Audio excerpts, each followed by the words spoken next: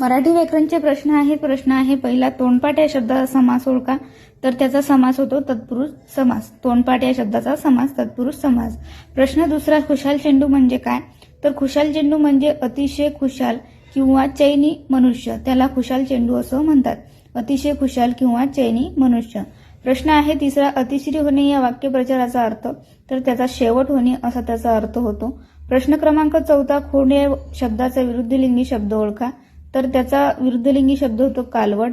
प्रश्न पाचवा, किंवा हे कोणत्या प्रकारचे उभय आणि अव्यय आहे? तर हे विकल्पबोधक प्रकारचे अव्यय आहे. प्रश्न सहावा, करविणी हे क्रियापद कोणत्या प्रकारात येते? तर ते प्रयोजक क्रियापद मध्ये येते. प्रश्न सातवा, माशासारखी डोळे असणारी कोण? तर त्याला मीनाक्षी असं म्हणतात. प्रश्न आठवा, उभा जन्म लोकांच्या सेवेत वाईन वाक्यातील विशेषण. तर उभा. प्रश्न नववा, सत्कर्मचा विरुद्धार्थी शब्द. तर तो आहे दुष्कर्म. हे होते मराठी व्याकरणचे प्रश्न.